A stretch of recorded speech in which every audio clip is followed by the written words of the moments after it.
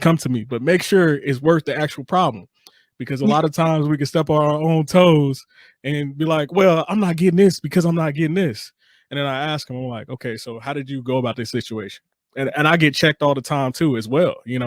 Um, some of my closest peers in white, brown, I mean, at a white chief, he talked to me. He's like, hey, big dog, you got the muscles, you going in there, you having these conversations, and people, like, you have to realize how you carry yourself, because they take it in a different way, and it's like, because I mean, African Americans, I mean, we be vibing, we get loud, we're very expressive, and so it's off-putting to people, but like they love it because they love hip-hop, they love the things that we produce.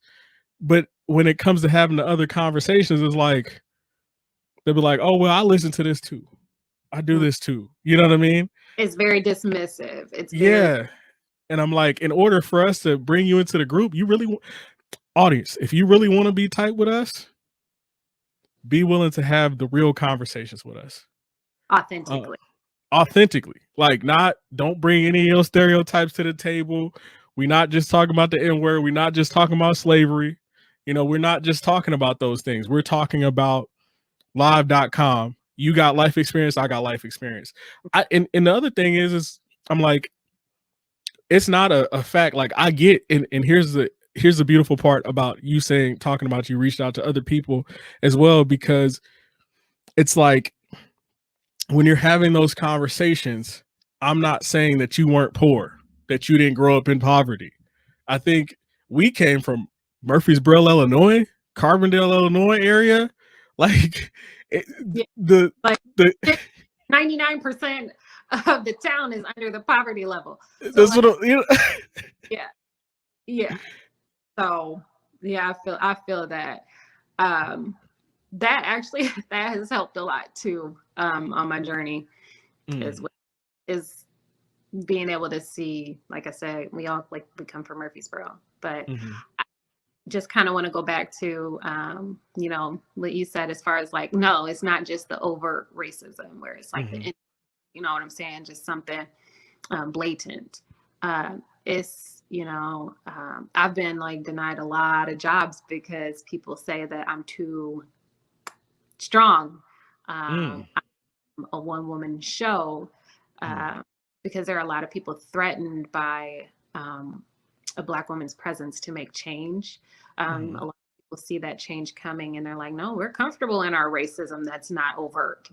I just encourage people to have these conversations with their friends. Like, I'm usually open to having conversations that don't take up too much of my energy, because you got to pay me for it. But but conversations, but being authentically yourself, asking where these stereotypes came from and where they originated, because we all know, like, we can tell you exactly where these things came from. But also, just if you see something happening, or you feel, you see somebody being mistreated or being judged at a much higher caliber than someone else, really question why. Like, man, could that really be it? You know what I mean? Because we all have you could put two Black people in a room, and we're going to have a plethora of stories, as to the missed opportunities that somebody could have helped us.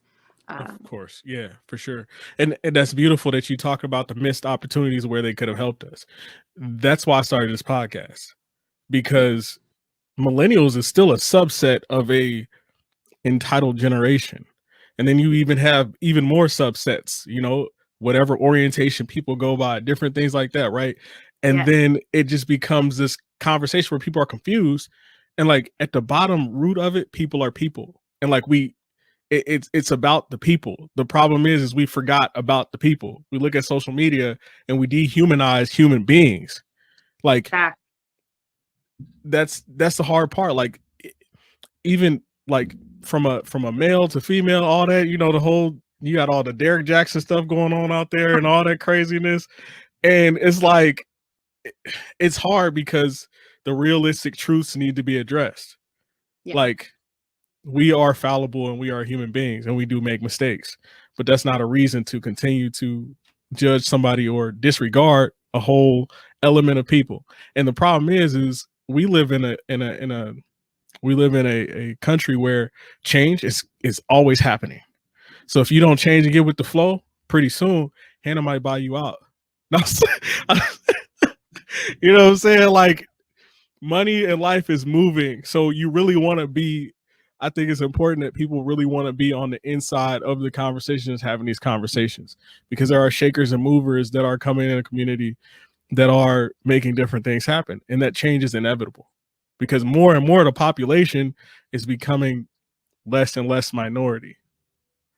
And so go ahead. A minority too, because minoritized. So many perspectives, but go ahead. No, you good. So my question is so how can so if today, so say you got a, I don't know, let's start at a number, $1 million grant, where would you start?